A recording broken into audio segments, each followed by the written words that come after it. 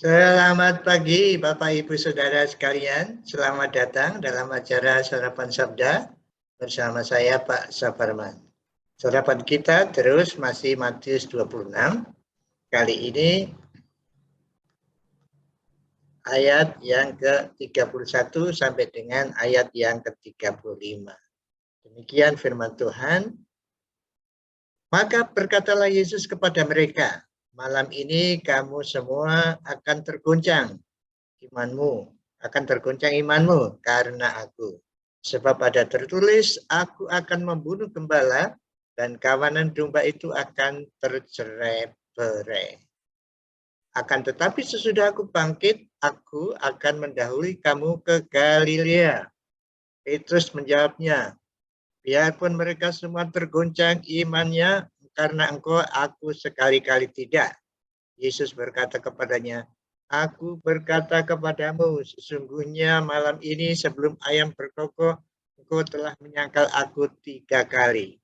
Kata Petrus kepadanya, sekalipun aku harus mati bersama-sama engkau, aku takkan menyangkal engkau. Semua murid yang lain pun berkata demikian juga. Nah, Bapak Ibu Saudara sekalian, kita ada dua hal. Yang pertama mengenai Tuhan Yesus, yang kedua mengenai manusia, mengenai murid-murid ini. Kalau kita lihat ini, Tuhan Yesus sudah mengerti apa yang akan terjadi. Ayat ini jelas membuktikan kemahatauan Tuhan Yesus. Murid-murid mau menyangkal, dan Tuhan Yesus tahu firman Tuhan, penyangkalan itu oleh karena mereka terguncang. Itu sudah tertulis dalam perjanjian lama, kemudian diungkapkan oleh Tuhan Yesus.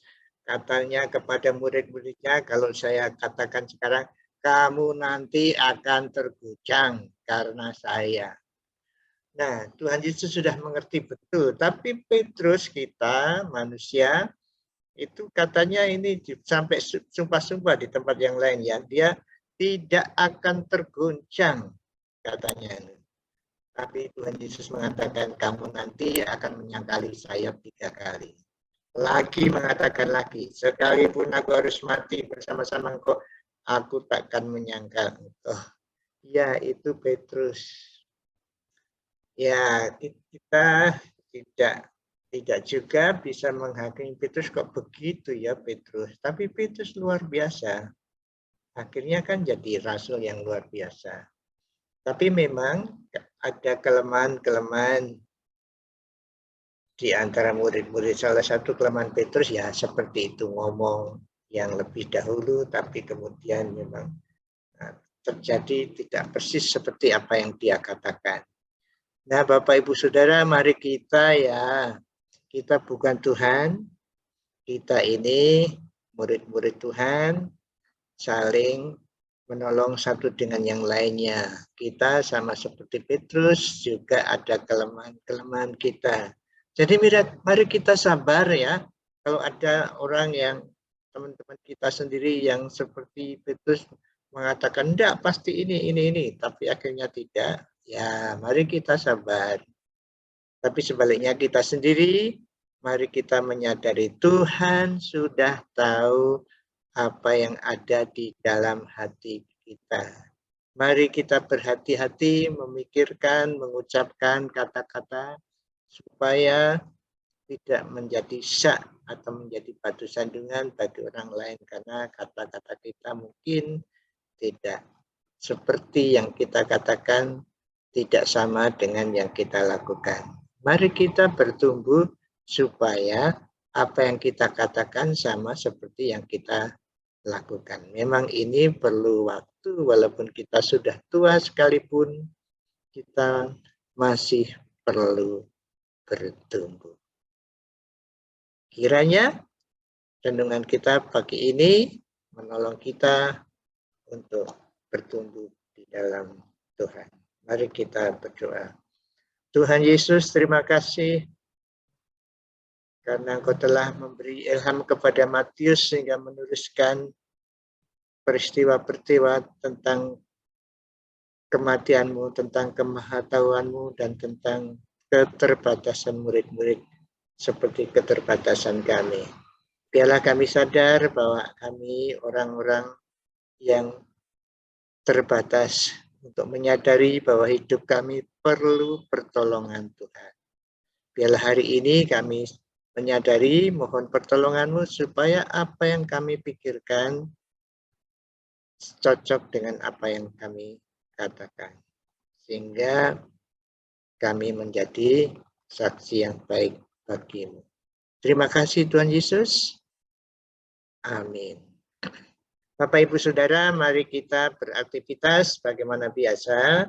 Kalau Bapak Ibu merasa mendapat berkat dalam renungan kita pagi-pagi ini, silahkan membagikan kepada saudara-saudara yang lain. Selamat beraktivitas, jangan lupa prokes. Masih pakai masker, jaga jarak, sering cuci tangan, jauhi kerumunan, dan kurangi kegiatan yang tidak penting, tidak usah kita lakukan. Tinggal di rumah saja. Kalau tidak penting, tidak usah pergi. Tuhan Yesus memberkati Bapak, Ibu, Saudara, dan saya. Amin.